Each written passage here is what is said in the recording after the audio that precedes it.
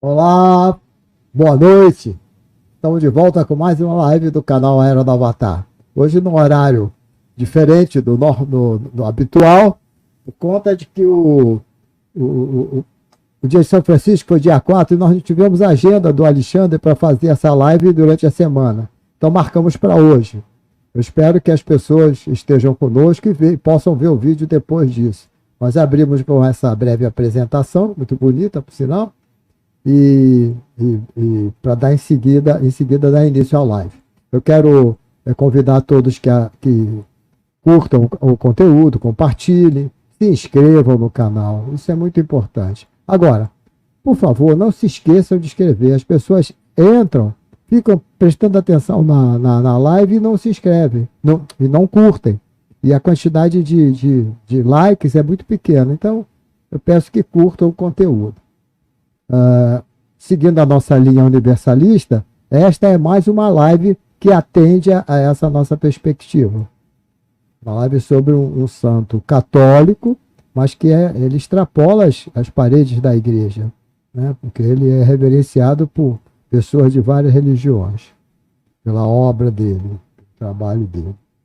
Então, é isso aí, minha gente. Vamos dar início com a nossa vinheta e em seguida eu vou chamar nosso irmão Alexandre Campelo, para que ele dê início à nossa live.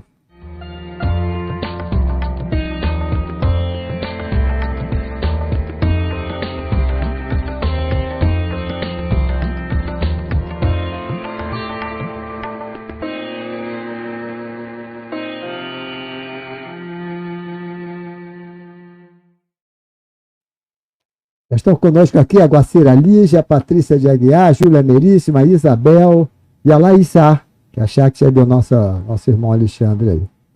Gente, eu vou chamar aqui o Alexandre. Professor Alexandre Campelo, bem-vindo. Ninguém melhor do que você para fazer uma live sobre Francisco de Assis, né? O grande Iogue, Francisco, o grande Iogue de Assis, né? Como você mesmo titulou seu livro. Aliás, como as pessoas fazem para adquirir seu livro? Atualmente ele está esgotado nas livrarias, então só comigo, só entrando em contato comigo. Sim, mas qual é a forma de contato?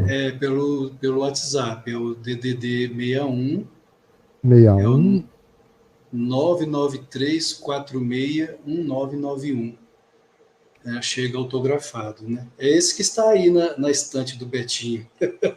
Vou Ali pegar atrás lá. dele. Esse aqui. Dá para ver aí. Então, através através não, por meio deste telefone celular, vocês podem pedir o livro. E quanto é que ele custa, o Alexandre? Já está 45 já com frete, para qualquer lugar do Brasil, frete. já incluído Isso é importante, frete, 45. que o frete, dependendo do local, sai caro, né? Assim já incluindo o frete é legal. Bom, então fica aí. R$ 45 com frete, o livro Francisco, o grande Yogi de Assis. Né? Ok. Deixa eu ver aqui. Deixa eu tirar esse banner daqui, que agora eu... Tá. Ai, ai. Ai, ai. Fazer tudo ao mesmo tempo é difícil. Alexandre, então, vamos dar início à nossa live. Agradecendo a presença desses que já estão conosco, que estão chegando também, e os que virão posteriormente, num horário mais adequado a eles. E registrando aqui publicamente que a nossa irmãzinha Sônia Mesquita está bem, de saúde, está prestes a voltar para sua residência, foi só um susto. Nós estamos rezando muito por ela, a nossa companheira aqui, nas nossas lives, que assiste sempre, está sempre conosco aqui nas lives. E deu um aperto no coração, mas agora está tudo bem. É isso aí, Alexandre. É com você então, meu irmão. Eu vou estar aqui nos bastidores, tá? Qualquer coisa é só me chamar. Ok, Betinho. Boa noite, namastê, paz e bem. Vamos iniciar, né, com uma oração, a oração de São Francisco. Na verdade, essa oração, que é dita de São Francisco, não foi escrita por ele, a oração de São Francisco. Ela começou como oração pela paz. Ela surgiu de um anônimo em 1917, se não me falha a memória, e os franciscanos adotaram essa oração, começaram a praticá-la, e acabou que ficou como se fosse a oração de São Francisco. Mas, de qualquer forma, ela tem a ver com o espírito franciscano, né, com o espírito de São Francisco, além de ser belíssima. Então, eu gostaria de fazer o Gayatri, unindo o yoga e o cristianismo, sabendo que existe essa essência entre as duas tradições, entre Oriente e Ocidente. Paramahansa Yogananda, que é o meu guru, ele teve essa missão não somente de trazer a Kriya Yoga ao Ocidente, mas também de promover o diálogo interreligioso entre o yoga e o cristianismo, trazendo os ensinamentos de Jesus, originais de Jesus, e os ensinamentos originais de Yadava Krishna. Então, ele sempre promoveu esse diálogo entre Jesus e Krishna. Eu acho que nós devemos derrubar, não é, esses estereótipos, esses preconceitos. Eu sou praticante do yoga, então o cristianismo não tem nada a ver comigo. Eu sou praticante do cristianismo, sou cristão, então o yoga não tem nada a ver comigo. Na essência, Buda, Krishna, Jesus, os grandes santos falaram a respeito das mesmas verdades, a respeito do mesmo Deus. Somos nós, não é, que promovemos o sectarismo, as divisões e as guerras religiosas. E por falar em guerra, nada melhor do que essa oração, não é, de São Francisco de Assis. Vamos começar com o Gayatri, com os olhos fechados. Om Bhuvasva Om Datsavitur Varenyam Bhargo Devasya Dhimahi Dhiyo Yona Prachodaya. Om Bhuvasva Om Datsavitur Varenyam Bhargo Devasya Dhimahi Dhiyo Yona Prachodaya. Om Shanti Shanti Shanti Om. Senhor, fazei-me instrumento de vossa paz. Onde houver ódio, que eu leve o amor. Onde houver ofensa, que eu leve o perdão. Onde houver discórdia, que eu leve a união. Onde houver dúvida, que eu leve a fé. Onde houver erro, que eu leve a verdade. Onde houver desespero, que eu leve a esperança. Onde houver tristeza, que eu leve a alegria. E onde houver trevas, que eu leve a luz. Ó Mestre, fazei que eu procure mais consolar que ser consolado, compreender que ser compreendido, amar que ser amado, pois é dando que se recebe, é perdoando que se é perdoado, e é morrendo o diminuto eu, o ego, o jiva, que despertamos em ti na vida eterna. Om Shanti, Shanti, paz. Amém. Queridos, o dia de São Francisco, como o Betinho afirmou, foi dia 4 de outubro. Realizei uma live no canal da Escola de Yoga do Lago, intitulado São Francisco de Assis e Shiva.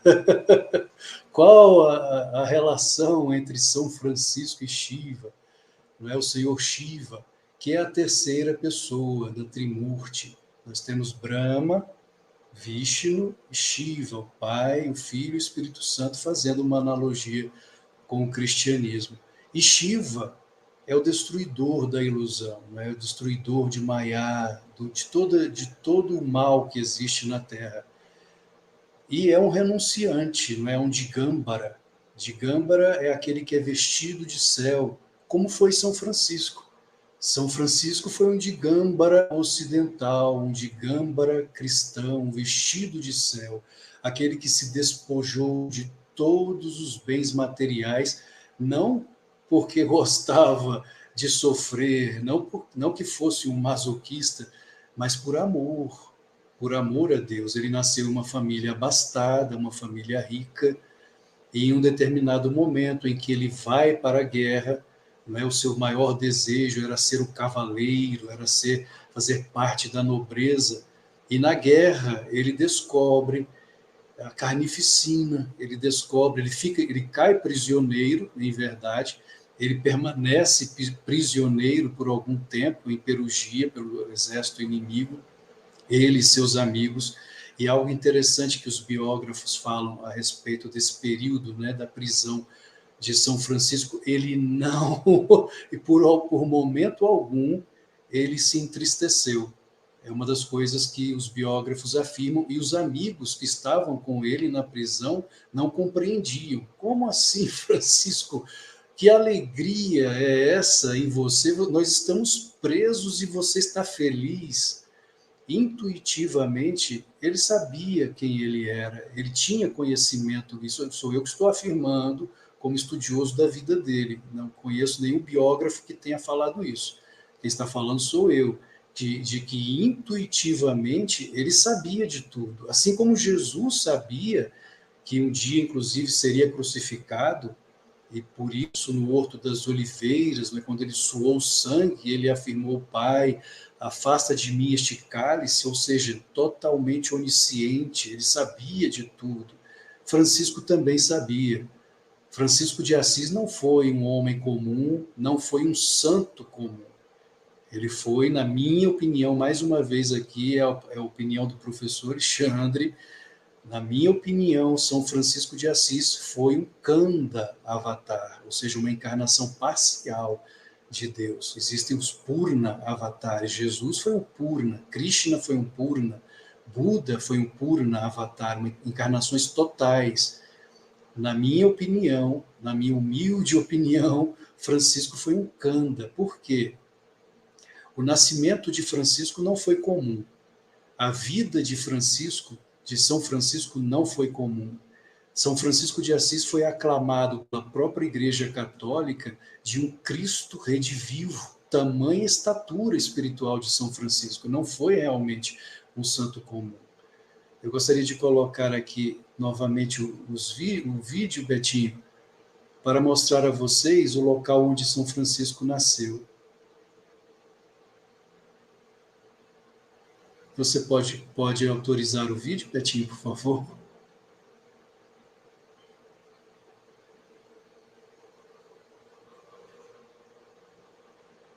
Betinho?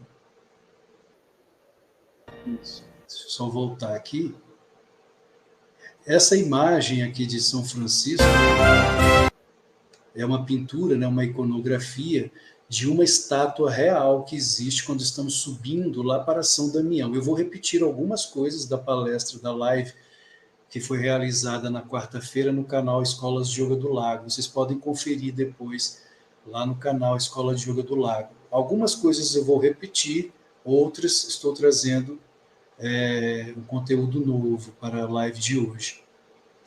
Esta imagem é uma imagem de uma estátua real que existe em São Damião, lá em Assis. Quando estamos subindo, aliás, de Assis nós descemos, e de Santa Maria dos Anjos nós subimos. Então, quando estamos subindo de Santa Maria para São Damião, existe uma estátua de São Francisco nesta postura, né, do yogi, em meditação. Por quê?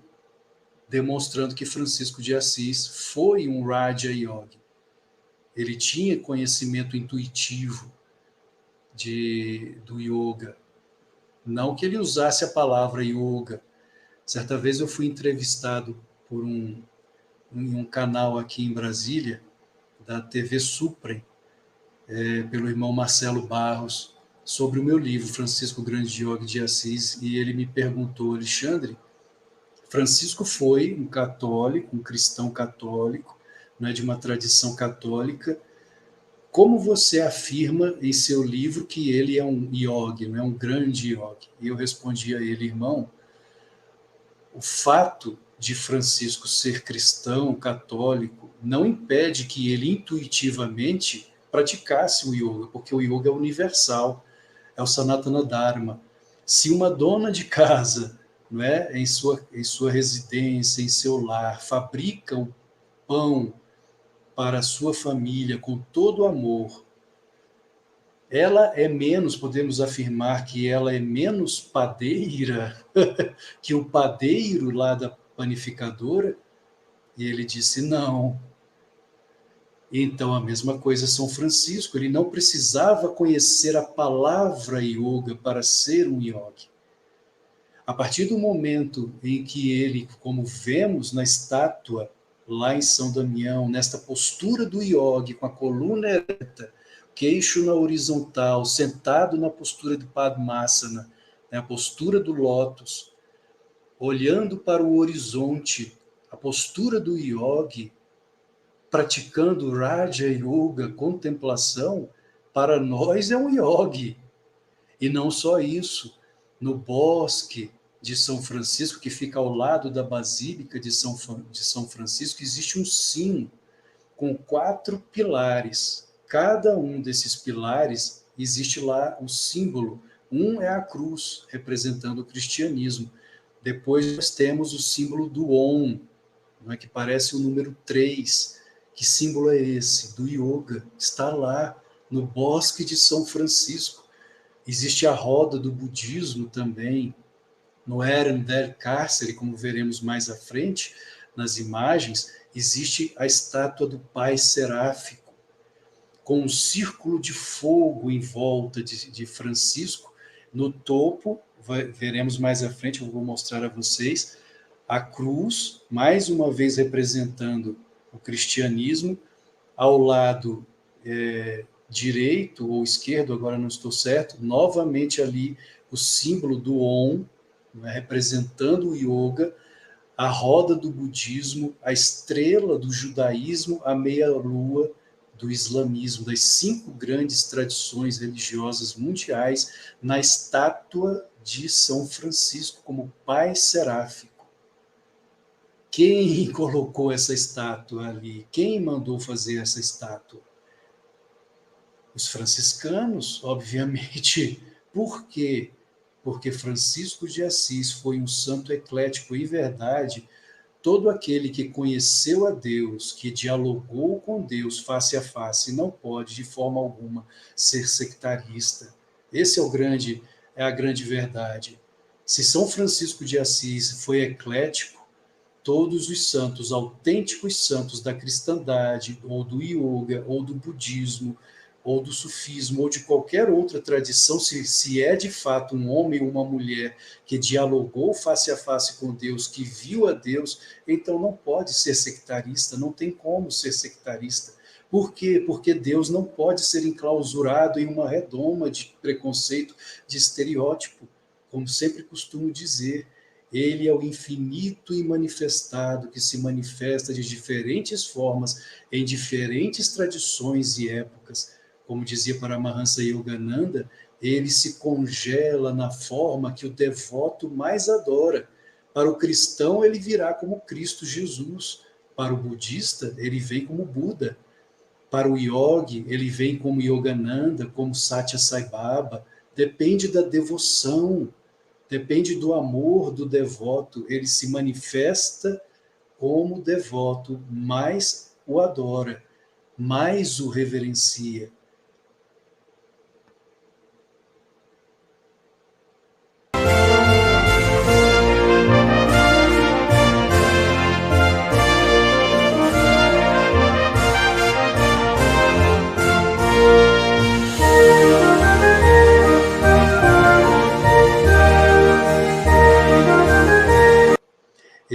Esta imagem é o lugar onde nasceu São Francisco de Assis, no estábulo, junto aos animais. Isso é algo extraordinário.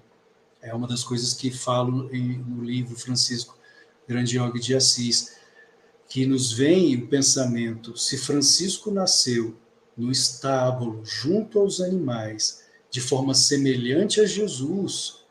Então nós perguntamos, qual o punya karma? Qual o punya karma de São Francisco de Assis para nascer de forma semelhante ao seu mestre Jesus, ao seu guru Jesus? Punya karma quer dizer mérito kármico. Qual o mérito de São Francisco para nascer de forma semelhante a Jesus Cristo? Isso nos traz a ideia da reencarnação. Inclusive, já fiz a live aqui no canal A Era do Avatar sobre a reencarnação e falei sobre esse mesmo tema. Está lá, quem quiser assistir, aqui no canal A Era do Avatar, do Betinho. A reencarnação está implícita na vida de São Francisco de Assis, quando aquele anacoreta, né, quando a mãe de Francisco está para dar à luz, sentindo as dores do parto, alguém bate à porta da abastada residência dos Bernardoni. A criada vem para abrir e era um anacoreta, um renunciante, um amante de Deus, exatamente como os Digâmbaras da Índia, alguém que se despojou de tudo por amor a Deus.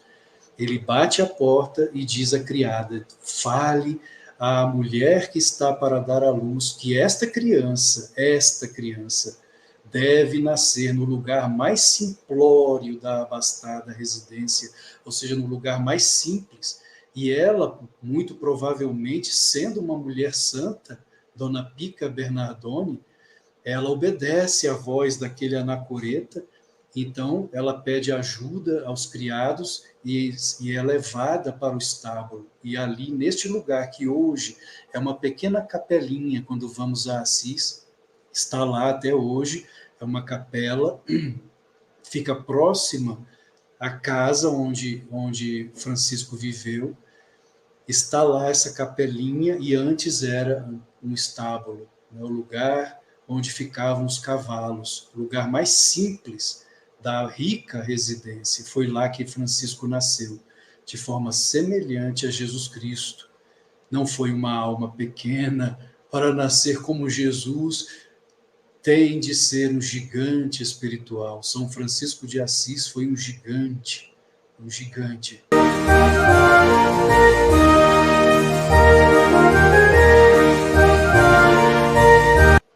Aqui é a basílica onde está o corpo dele atualmente, o corpo de São Francisco. Este cavaleiro, né, sobre o cavalo, com a cabeça baixa, é Francisco já retornando da batalha, quando ele foi libertado, e doente, muito doente, e ali começa uma metanoia, uma transformação interna, ao ver toda a carnificina da guerra. Ele percebeu que não era nada disso que ele de fato queria, que todo o sonho de ser cavaleiro, de ser nobre, para ele agora não fazia mais sentido, era como se algo dentro dele despertasse. Francisco, inclusive, ele teve um sonho em que ele via um palácio com armaduras, e uma voz perguntava a ele, Francisco, a quem você deseja servir? Ao servo ou ao Senhor? Ao servo ou ao Senhor? E Francisco, em seu sonho, respondeu à voz, ao Senhor, é claro. E a voz dizia a ele, então o que fazes aqui? Volta para Assis. Ou seja, ele compreendeu intuitivamente que o servo era quem? O ego, o pequeno eu vaidoso, o pequeno eu lascivo, o pequeno eu egoísta, o pequeno eu que só deseja coisas para si mesmo, que era aquele Francisco boêmio, aquele Francisco que sonhava com a nobreza, e agora ele não queria, no fundo, lá no fundo de sua própria alma, em verdade, ele não queria servir, continuar a servir o servo. Em verdade, ele era infeliz. Aquela alegria que borbulhava lá na prisão, junto aos seus amigos, era uma alegria que vem do quê? Do Atma, que vem da alma. Mas havia algo dentro dele que estava profundamente infeliz, que não era isso de fato que ele queria. Então ele começa esse despertar, essa metanoia, quando retorna da prisão. Ali começa a verdadeira transformação de São Francisco interna. Ele passa momentos, horas, dias em silêncio, aquilo que no yoga chamamos de mauna, né, o silêncio interno, e as pessoas não compreendiam, seus pais não compreendiam, os amigos não compreendiam aquela tristeza aparente de Francisco. Por que esse silêncio? Porque ele passa tanto tempo isolado no campo, sozinho. O que está acontecendo com Francisco? Houve um momento, né, nesse período, porque Francisco foi um líder dos jovens, né? Antes disso, antes de ir para a batalha, quando ainda era um boêmio, ele liderava a juventude de Assis. E os jovens, então, tiveram a ideia, vamos chamá-lo para a brincadeira, que era bastante comum naquela época, em que o líder ele ia atrás, nas ruas de Assis, os jovens todos na frente, e o líder atrás ia guiando. Agora vocês viram para a esquerda, e aquele grupo de jovens iam para a esquerda. Ou agora vocês virem para a direita, eles iam para a direita. Agora pulem, eles pulavam. E o líder ia falando, façam tal tipo de brincadeira, eles tinham que fazer. Mas Francisco, ele aceitou ir com o grupo, calado, silencioso, o grupo achando estranho, se colocaram em fileira para seguir caminhando pelas ruas de Assis, e Francisco atrás, silencioso, silencioso, sem guiar o grupo, como ele sempre fazia antes. Então, aquele silêncio e as pessoas, os jovens, esperando o comando de Francisco e nada. Quando olham para trás, cadê Francisco? Sumiu. Onde está Francisco? Francesco, porque o nome de Francisco, na verdade, Francesco é um apelido. O nome dele de nascimento é Giovanni, João, Giovanni de Pietro de Bernardone, e não Francisco. Francesco foi um apelido que seu pai, Pietro Bernardone, colocou quando voltou da França. Ele enriqueceu a sua mãe, a mãe de Francisco, era francesa, o pai italiano. E o pai enriqueceu na França, conheceu a mãe na França, a mãe futura mãe de Francisco. E quando a dona Pica Bernardone estava dando à luz, o pai estava na França e não viu o nascimento da criança. Quando ele retornou de viagem, quando Pietro retorna de viagem, começa a chamar a criança, né, de João, de Francesco, francesinho, francesinho. E o apelido pegou, francesinho, é o francesinho, Francesco. Esse apelido pegou. Mas o nome dele é João, o nome de Francisco, na verdade, é João. Então, cadê João? Onde está João? Os jovens perguntavam. E ele sumiu. Aí foram atrás dele, ele estava escondido em um beco, imóvel, completamente imóvel, parado. Ele, na verdade, estava em êxtase. João de Pietro de Bernardone estava em êxtase. Aquilo que no yoga chamamos de samadhi. Ele estava tendo uma visão de Deus naquele pequeno beco. Claro que os jovens não entenderam nada, não sabiam o que estava acontecendo, e ficaram falando, chamando por ele, João, João, Francesco, Francesco, que era o apelido, Francesco, Francesco, o que está acontecendo, Francesco? Quando um deles diz assim, eu já sei qual é o problema de Francisco, ele está apaixonado, isso é paixão, está apaixonado. E aí todos os jovens disseram, Francisco, nos diga quem é a jovem, quem é, não é, a felizarda. E ele, depois de um certo tempo, sai do êxtase. Inclusive as escrituras, né, indianas, as escrituras, os shastras indianos afirmam que para um santo sair do samadhi facilmente, como Francisco saía, isso significa que ele não é um santo qualquer. Existem santos, yogis, que não conseguem sair com facilidade do êxtase. Por quê? Porque o êxtase é um estado de tamanha bem-aventurança, Ananda, de uma alegria interna tão profunda. Deus é como um imã tão poderoso, que o yogi simplesmente não consegue voltar para este mundo. É dito que os Jivamuktas, né, que os Jivamuktas, Jiva, alma, Mukta, liberto, é o primeiro estágio de libertação, é o primeiro estágio de santidade. Muitos Jivamuktas na Índia morrem depois de entrar em Samadhi, porque não conseguem voltar. A alegria interna, a felicidade interna é tanta que esse mundo aqui, para eles, não significa mais nada. Então, eles vão definhando. E as escrituras afirmam, as escrituras indianas, não chore por um Jiva Mukta que faleceu. Ele apenas se despojou do corpo. O corpo, para ele, não significava mais nada. Então, quem tem a capacidade de entrar em Samadhi e voltar com facilidade, não é um Jiva Mukta. Ele está acima, ou ele é um Paramukta, ou ele é um avatar, um Kanda avatar, ou um Purna avatar. Ele tem facilidade de sair sozinho. Então, São Francisco já são, não é porque antes era apenas Francesco, o boêmio, né, aquele que gostava de noitadas. Agora não, a partir do momento em que ele entra em Samadhi, ele já é São Francisco, pelo menos para nós no yoga.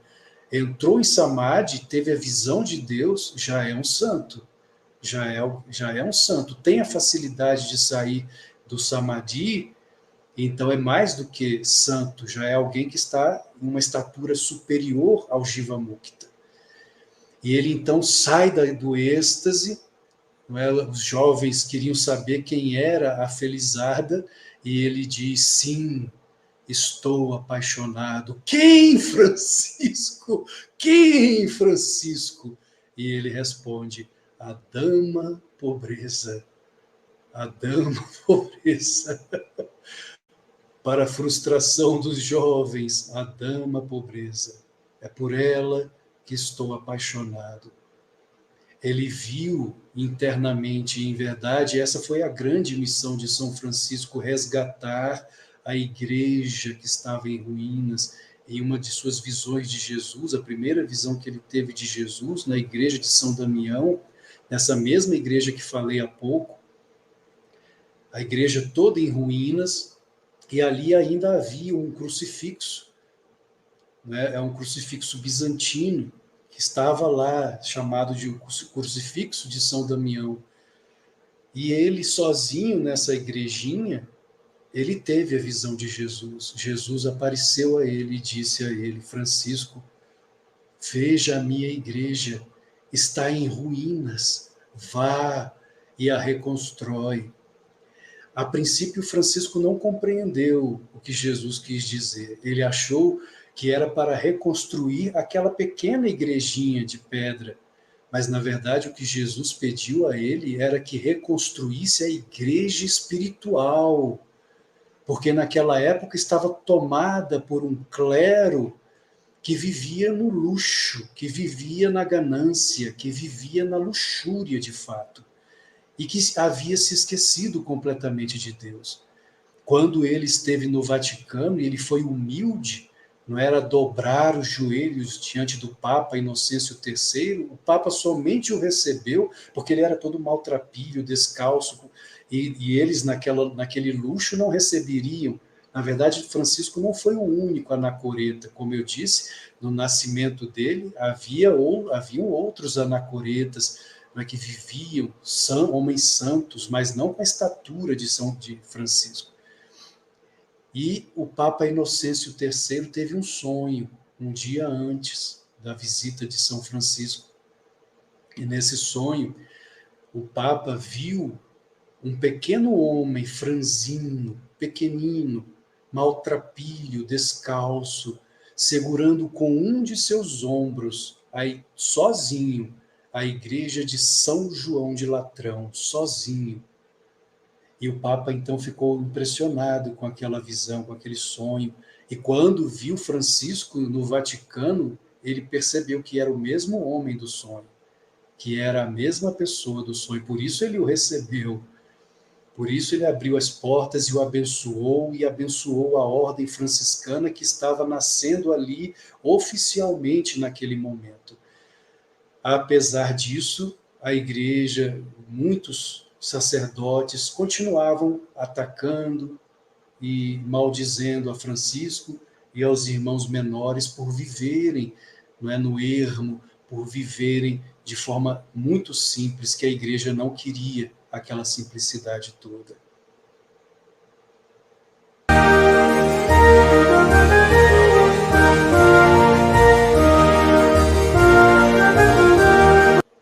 E aqui nós temos a Basílica de Santa Clara.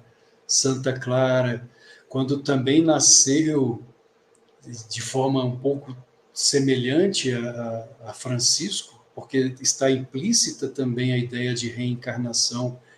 Quando a mãe de Clara estava sentindo as dores do parto, e ela orando a Deus, ela também teve uma visão, e uma voz disse a ela: não temas, porque a criança que está para vir ao mundo será uma clara luz para o mundo. Uma clara luz para o mundo. Ora, se a reencarnação não existe, como ela poderia ser uma clara luz para o mundo? É o que já foi falado na live aqui no canal A Era do Avatar, sobre a reencarnação na Bíblia. Como ela poderia ser uma clara luz para o mundo, não é, se não fosse uma grande alma que já havia existido antes e agora estava reencarnando como Clara, não é, que foi o braço direito de São Francisco. Existe um momento na vida de Francisco e Clara em que ela já fazia muito tempo que não se encontrava com São Francisco. Francisco evitava certos encontros com ela com um certo receio dos discípulos, né, os irmãos menores, pensarem algo de ruim, porque o amor que havia entre eles era o amor de alma, puro. Nós sabemos que foram almas gêmeas, mas almas gêmeas que não tinham contato físico, não tem essa necessidade mais do contato físico. São praticantes de brahmacharya, de celibato. Mas havia esse amor de alma, o amor puro, assim como Ramakrishna com Sarada Devi na Índia. Quem conhece a vida de Ramakrishna e Sarada Devi sabe, não é, que viviam na mesma residência, mas eram celibatários.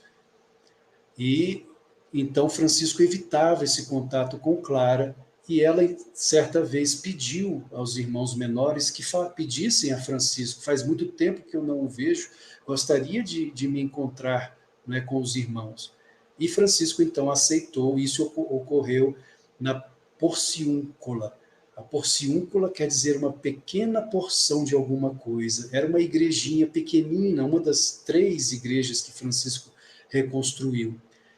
E a Porciúncula hoje, ela está, quando vamos a Santa Maria dos Anjos, ela está na igreja de Santa Maria dos Anjos, que é uma igreja enorme. E lá dentro da Santa Maria dos Anjos, está a Porciúncula, que é uma igrejinha pequenina. E lá, perdão, não foi nem na Porciúncula, foi em São Damião mesmo. Foi em São Damião que ocorreu esse fenômeno, em que eles se encontraram de mãos dadas, e São Francisco começou a orar a Deus com tanta bhakti, com tanta devoção, com tanto amor, que o corpo dele começou a se espiritualizar. Ele começou a se transfigurar. E essa luz, essa energia, como eles estavam de mãos dadas em um círculo dentro da igreja de São Damião, todos se iluminaram. E lá em Assis, lá no alto, porque é um pouco mais acima, né, Assis fica sobre o Monte Subásio, os moradores de Assis viram aquela luminosidade e pensaram que a igreja estava pegando fogo. Correram para lá e, na verdade, não havia fogo.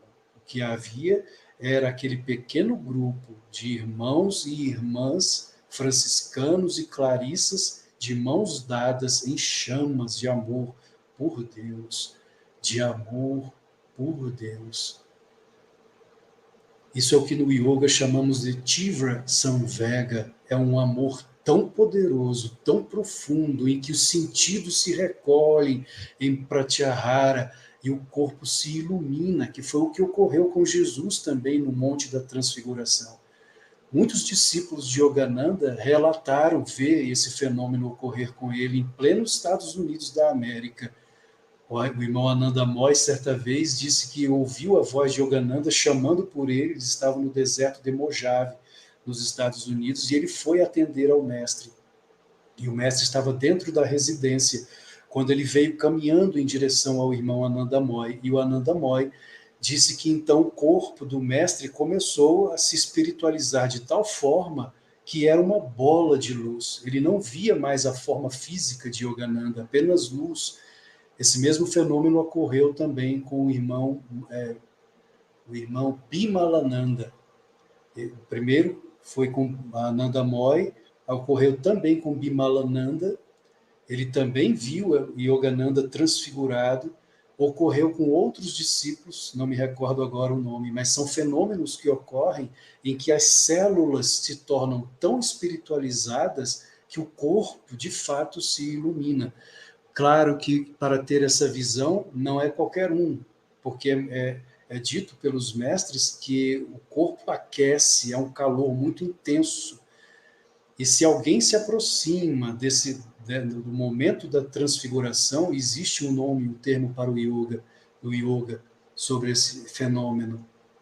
É muita radiação. Por isso que quando Jesus subiu ao monte, ele só chamou, se eu não me engano, agora parece que dois ou três discípulos, Pedro, Tiago e João apenas, no Monte da Transfiguração. E ali no Monte da Transfiguração, por que ele não chamou os outros apóstolos? Somente a Pedro, Tiago e João.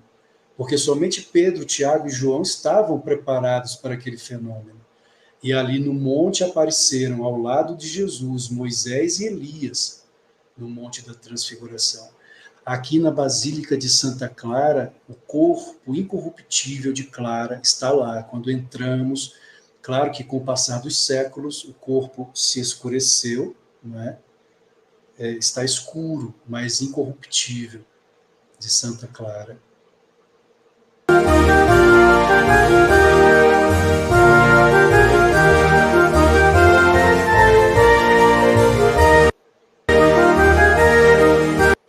Este é o caminho que fazemos, que liga Assis a Santa Maria dos Anjos.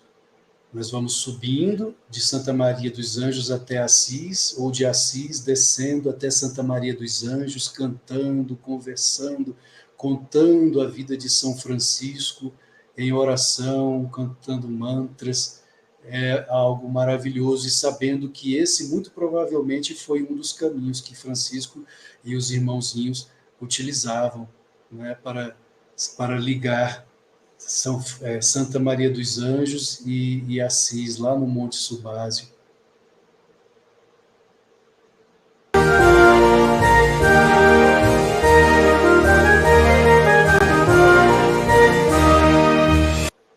Esse retrato, né, esta iconografia, esta pintura, está em Grécio. Dizem que seria a pintura mais próxima, não é, do rosto de São Francisco, de como ele de fato foi. Baixinho, bem baixinho, pequenino, né, de barbas, cabelo escuro, olhos escuros, e ele se chamava a si mesmo de Patinho Feio. Eu sou um patinho feio, ele dizia de si mesmo. E aqui vejam que ele está com um lenço, chorando. Ao mesmo tempo que Francisco era pura alegria, ele também passava muitos momentos chorando, mas chorando não de tristeza, e sim de amor por Deus. Francisco não ia descansar, não ia dormir, enquanto não tinha uma visão de Deus, uma visão de Jesus, no caso. Se Jesus não aparecesse para ele, ele também não dormia. É dito pelos biógrafos que às vezes Francisco amanhecia o dia exausto, de tanto chorar, o que nos lembra Ramakrishna, Chaitanya na Índia. Né? Os iconógrafos de Chaitanya pintam Chaitanya aos prantos de amor por Krishna, né, o avatar dourado. Chaitanya, com seu amor, magnetizava as feras, magnetizava os animais, amansava leões, tigres, elefantes, da mesma forma como Francisco fazia isso na Itália e Chaitanya na Índia.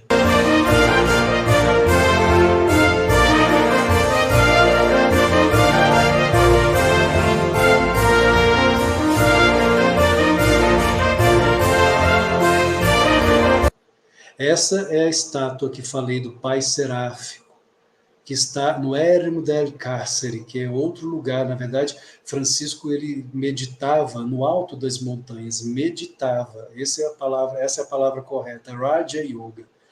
Fechava os olhos, mergulhava a consciência no paraíso interno, no paraíso portátil, Deus dentro. Francisco de Assis foi um Raja Yogi, foi um Karma Yogi.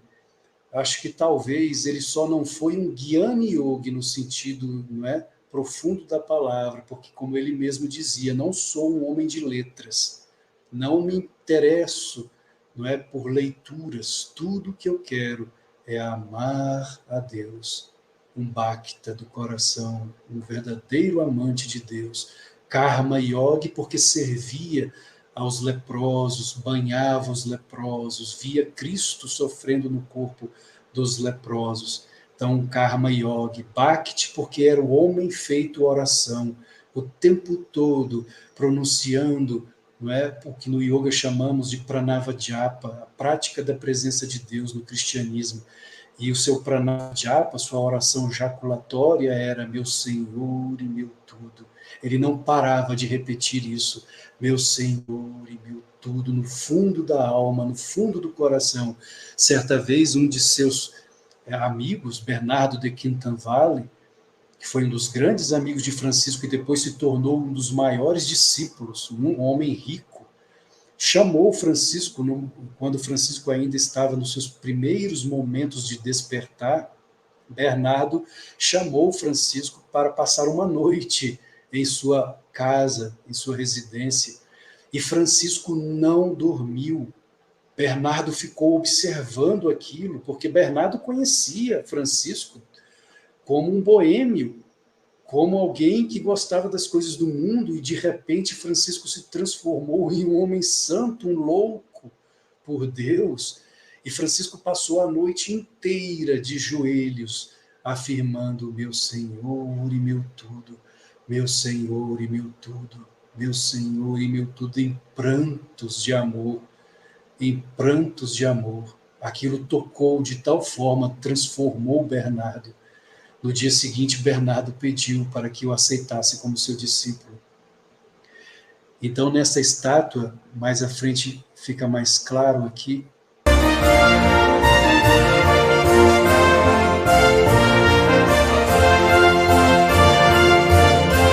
por que Pai Seráfico? Seráfico vem de serafim. Serafim quer dizer ardente. Ele é como fogo. O Buda, Siddhartha Gautama, era chamado de o ardente. Na Índia, como falei, a live que eu realizei na quarta-feira, eu mostrei alguns vídeos lá no canal da Escola de Yoga do Lago, de shivaístas, de sadhus no gelo, e shivaístas no gelo do Himalaia, 50 graus negativos, eles não sentem frio, porque é o calor interno vital, é o tumo, que eles aquecem o corpo, ativando na coluna vertebral. Nós temos 3 nadis, 3 canais, né? O Sushumna, que passa no meio da coluna vertebral, Ida e Pingala. Ida e Pingala são canais, um é quente e o outro é frio. Então, se o yogi acessar a corrente quente, ele não sente frio, mesmo no gelo do Himalaia, ou como São Francisco, lá na Itália, que andava descalço, com roupas que não eram capazes de aquecer, e quando rasgavam, ele remendava com casca de árvore, descalço no gelo. Como? Tumo, calor interno vital, ele acessava a corrente quente dentro dele.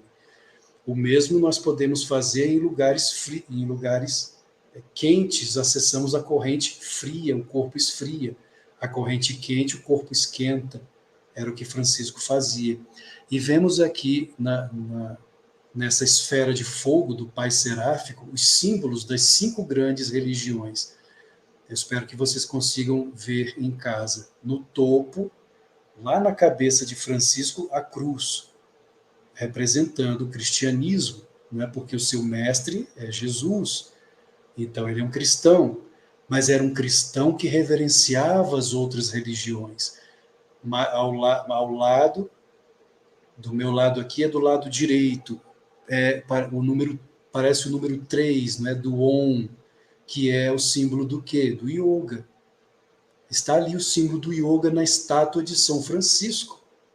Mais abaixo, acho que não dá para enxergar direito, mas é a roda do budismo. Está lá a cruz do cristianismo, o símbolo do yoga, a roda do budismo. Do outro lado, a estrela do judaísmo. E um pouco mais acima, a meia-lua do islamismo. Espero que vocês estejam conseguindo enxergar em casa. E essa estátua do Pai Seráfico está no Eremo del Carcere. Quando chegamos no Eremo del Carcere, nós vamos de ônibus, não é? Subindo a montanha de ônibus e imaginando que São Francisco subia aquela montanha a pé, descalço. E lá no alto ficavam dias praticando a meditação, o silêncio total. Inclusive, quando vamos a São Damião, que foi o local escolhido pelas Clarissas, por Santa Clara, para viver, ainda hoje, quando chegamos lá, eles colocam a mão no dedo, o dedo na boca. O dedo na boca, em silêncio, guardar silêncio. Por que guardar silêncio? Porque Deus é silêncio. Deus é silêncio. Os santos sabem disso. Deus é silêncio.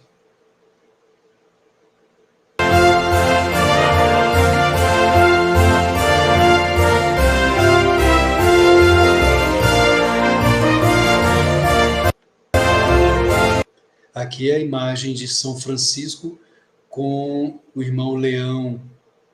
O irmão Leão foi um dos seus, entre os grandes discípulos, né, de São Francisco, aí descalços, andando no gelo.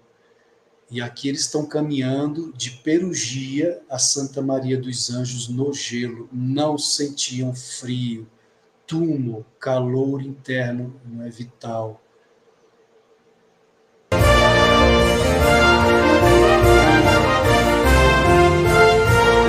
A real felicidade. Eu gostaria de ler a vocês esse diálogo que São Francisco teve com o irmão Leão, caminhando de Perugia a Santa Maria dos Anjos, em que ele fala a respeito da verdadeira alegria. O que é a verdadeira alegria? O gozo perfeito, que é a bem-aventurança. As florzinhas de São Francisco de Assis. Está em meu livro, Francisco Grandiogue de Assis, página 89. Francisco foi uma luz que brilhou sobre o mundo, Dante Alighieri. Em um dia de inverno, enquanto São Francisco viajava de Perugia a Santa Maria dos Anjos na companhia do irmão Leão, chamou a este e disse desta maneira: Irmão Leão, mesmo que os irmãos menores, os franciscanos, encontrem em qualquer lugar onde estejam bom exemplo de santidade e edificação, escreve e deixa claro que o gozo perfeito, a alegria perfeita, não se encontra nestas características. Vejam que coisa extraordinária que ele disse. Mesmo que os irmãos menores encontrem em qualquer lugar onde esteja um bom exemplo de santidade e edificação, isso ainda não é o gozo perfeito. Mas como assim? Quer dizer que uma pessoa santa não alcançou o gozo perfeito? Não, porque é aquilo que estudamos no yoga. O Jiva Mukta é o primeiro estágio de santidade. Acima do Jiva Mukta existem outros estágios de felicidade cada vez maior. É como Yogananda dizia, Deus é felicidade sem fim, eternamente renovada. Não pense que o céu é um lugar onde você irá para tocar harpa ou lira, como se fosse algo monótono. Não, o céu é feito de alegria, de felicidade interminável. Então, o primeiro estágio de santidade ainda não é a alegria perfeita. Foi isso que Francisco quis dizer. Após alguns passos, o santo de Assis chamou ao irmão Leão pela segunda vez e disse: Ó irmão Leão, mesmo que os irmãos menores devolvessem a visão aos cegos, curassem os leprosos, expulsassem os demônios, curassem os surdos, fizessem andar os coxos e devolvessem a voz aos mudos e, o que é maior que tudo isto, ressuscitassem os mortos, leve em consideração que o gozo perfeito não se encontra em tais atos. Ou seja, nem mesmo os SIDs, os poderes paranormais de ressuscitar os mortos, andar sobre as águas, curar leprosos, nem isto ainda significa o gozo, a felicidade perfeita. Viajaram um trecho mais e disse em voz alta, Francisco disse em voz alta: ó irmão Leão, se os irmãos menores conhecessem todas as línguas e todas as ciências e todas as escrituras de modo tal que pudessem perceber e revelar não apenas fatos futuros, mas também os segredos da consciência e da alma, leva em consideração que o gozo perfeito não se encontra em dito conhecimento. Mais um trecho, e São Francisco clamou outra vez em voz alta: ó irmão Leão, pequeno Cordeiro de Deus, mesmo que os irmãos menores falassem a língua dos anjos e conhecessem o curso das estrelas, astronomia, astrologia, e as virtudes das ervas, e ainda que lhes fossem revelados os tesouros ocultos da terra, e conhecessem as qualidades dos pássaros, dos peixes e dos animais, assim como do homem, das árvores e das pedras, e raízes e águas, leve em consideração que isso ainda não é o gozo perfeito, porque tais conhecimentos ainda que maravilhosos, porque nos auxiliam na saúde, o conhecimento das ervas que nos curam, o conhecimento dos astros, não é? Porque existe a influência astrológica kármica sobre nós, mas mesmo isso ainda não é o gozo perfeito, não é a alegria perfeita. E quando tal coisa, tal forma de falar já se havia prolongado por um bom tempo, o irmão Leão perguntou com enorme curiosidade: Pai, te suplico que em nome de Deus me digas onde haveremos de encontrar o gozo perfeito? Francisco então respondeu desta forma: se ao chegarmos em Santa Maria dos Anjos, completamente molhados pela chuva, com muito frio, sujos e cansados e atormentados pela fome, e ao batermos numa porta, o porteiro saia furioso e pergunte: quem são vocês? E respondamos: somos dois irmãos teus, e ele replique: não dizem a verdade. Eu creio que são dois ladrões que enganam a todo mundo e roubam aos pobres. Saiam daqui.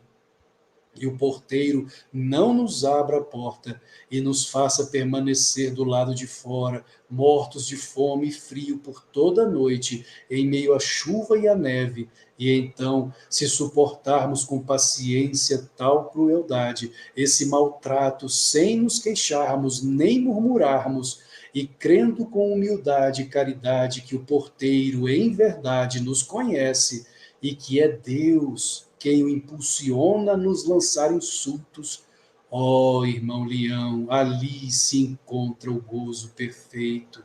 Isso no yoga chamamos de titiksha, ânimo inalterável, equanimidade, resistência mental, ou resiliência também, a capacidade de não se deixar abalar por nada deste mundo, porque, como é dito no yoga, a realidade na qual vivemos é a lila cósmica, é o jogo cósmico. Como cantava Adi Shankaracharya, o fundador da Ordem dos Swamis, nascimento, nem morte, nem casta eu tenho, pai e mãe não tenho também, intelecto, nem mente, nem ego, nem tita, céu, nem terra, nem metais eu sou. Eu sou ele, eu sou ele, eu sou felicidade infinita, que a minha felicidade dependa apenas de minha Ananda, de meu mergulho no paraíso interno e não das coisas necessariamente externas.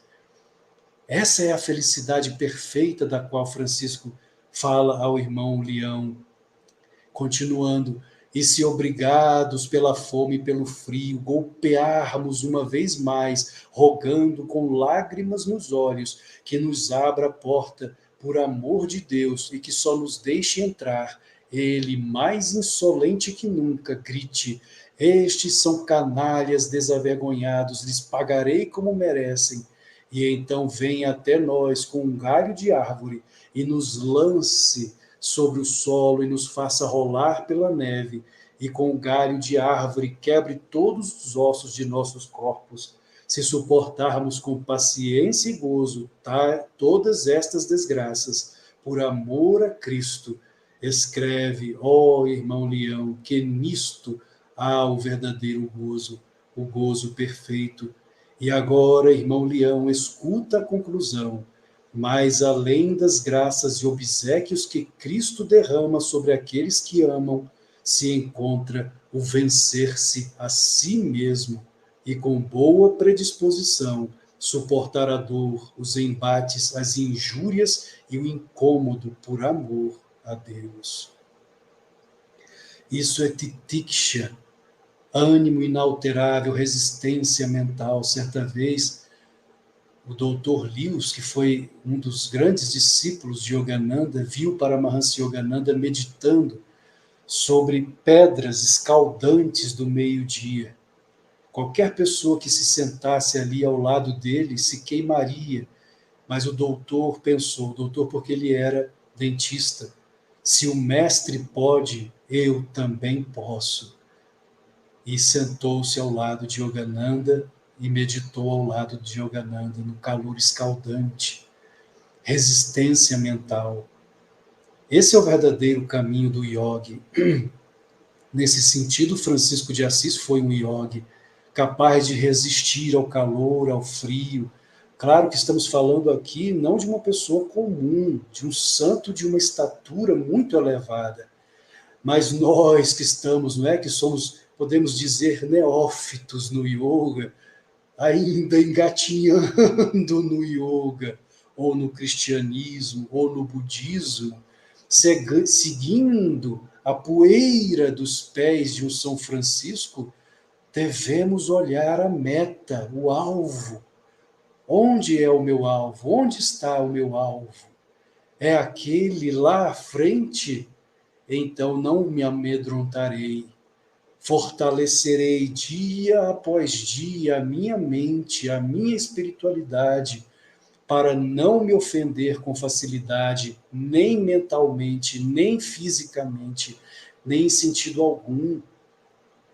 Não estou dizendo que isso é fácil, mas é o caminho ensinado por eles. Eles chegaram lá. Nós um dia deveremos chegar lá, como dizia Lahiri Mahashai, Banat, Banat, Banjai, fazendo, um dia feito, se não for nesta vida, nesta encarnação, que seja na próxima, mas que seja o mais breve possível, que eu me esforce o melhor possível, para não continuar nesse sansara cósmico, tendo que retornar, não. Que eu possa fazer o melhor de mim mesmo aqui e agora, nesta vida. Foi isso que eles nos ensinaram. Eles foram paradigmas humanos perfeitos para todos nós seguirmos os seus passos.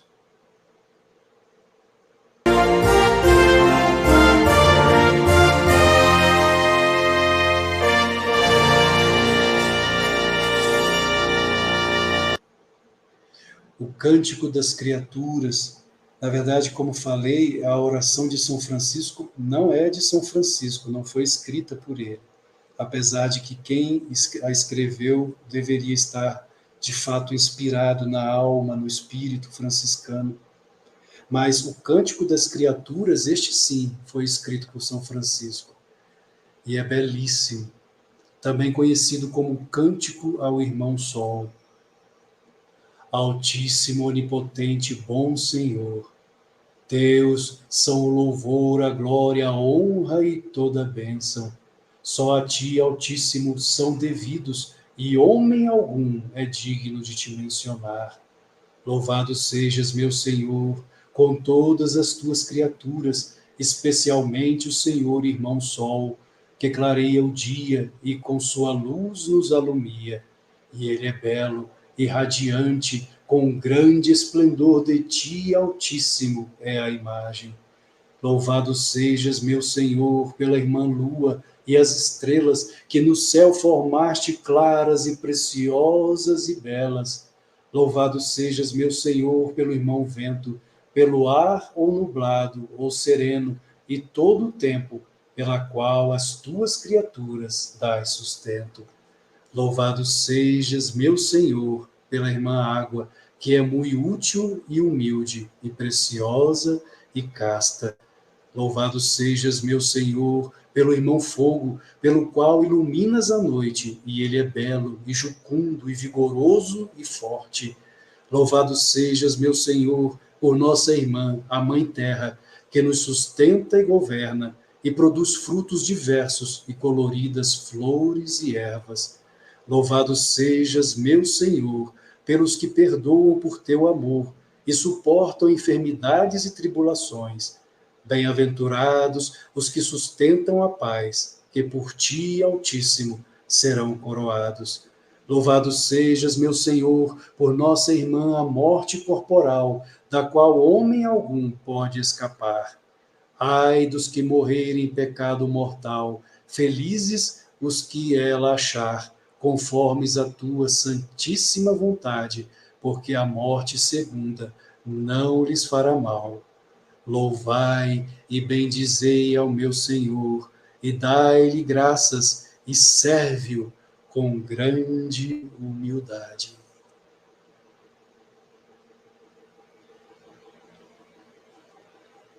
Então, Betinho, essa foi a pequena contribuição em homenagem a Francisco, mais uma vez, essa semana. Só temos um pequeno vídeo mais à frente, que, se você concordar, nós podemos colocar para encerrar. Se alguém quiser fazer alguma pergunta. Betinho, você está presente?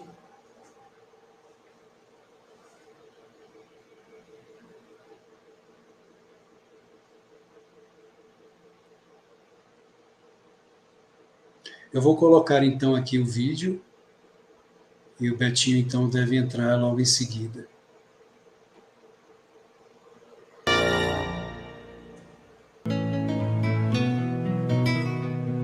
De cada riso e dor, de cada espinho e flor, construo a casa do meu Senhor. Com que o mundo abandonou, de cada pedra do chão, construo o templo do coração. Cada dia que vem, cada dia que vai, ergo em minha casa de meu Pai.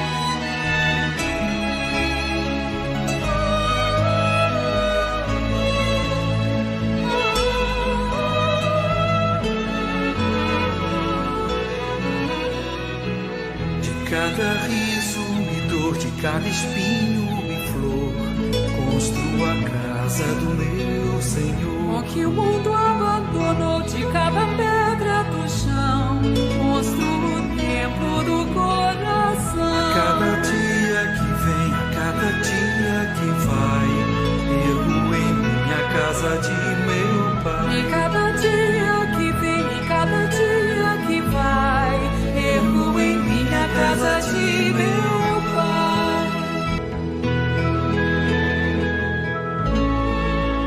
Ergo em minha casa de meu Pai.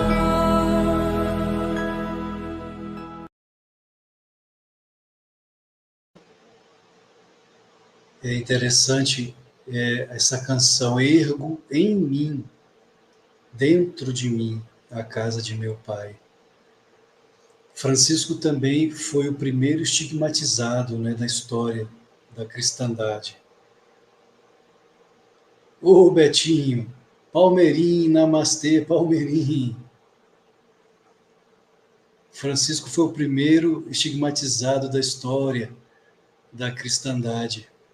Ele recebeu 5 estigmas nas mãos, né, nos pés e no lado.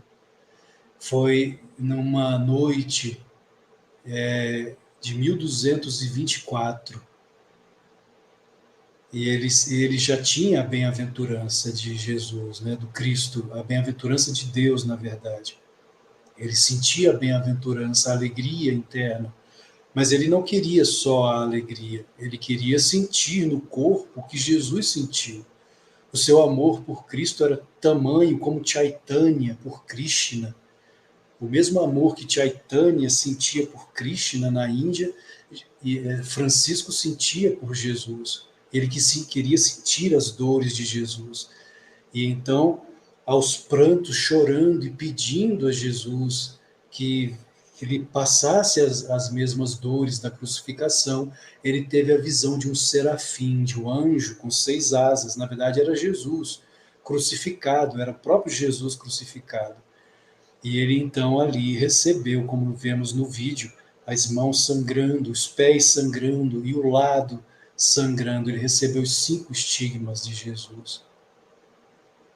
Não foi, de fato, uma alma pequena, foi um gigante de Deus. A sua conexão caiu, Betinho, mas você já voltou.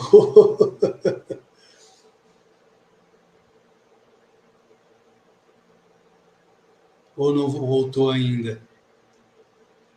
Alguém gostaria de fazer alguma pergunta? São Francisco deixou o mundo com os passarinhos cantando.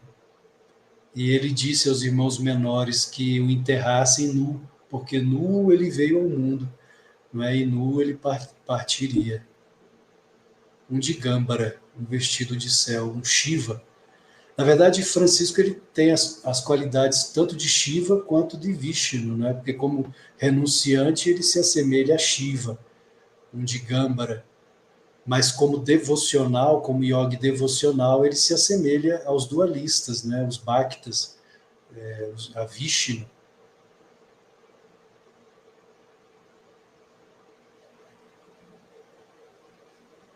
Betinho, essa foi a minha contribuição.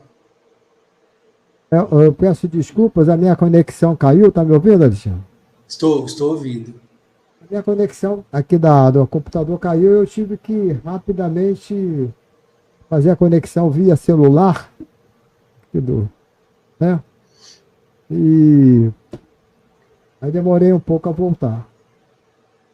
Aqui o Palmeirim fez uma pergunta aqui, ó. Não sei se você já respondeu. Eu falei mais ou menos no início, Palmeirim. Eu acredito, eu particularmente, isso é crença minha, né? Convicção minha, que ele foi um Kanda avatar, maior do que um Jiva, porque os Jiva Muktas, eles não têm controle sobre o Samadhi. Muitas vezes os textos sagrados indianos afirmam que o Jiva Mukta, quando ele entra em Samadhi, ele não tem, às vezes, a capacidade de retornar, de sair do samadhi, ele pode até falecer. O êxtase é tão maravilhoso, a alegria interna é tão maravilhosa que ele não quer mais saber desse mundo aqui, ele não consegue voltar. E os textos sagrados afirmam que nós não devemos chorar pela morte de um Jivamukta. Então, como Francisco ele tinha capacidade de entrar e sair do samadhi, ele não pode ser um Jivamukta.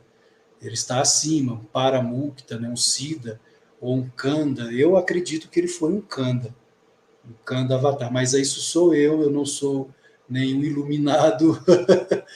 Só os iluminados é que podem classificar outros iluminados. Como eu não sou um iluminado, então é só uma teoria minha.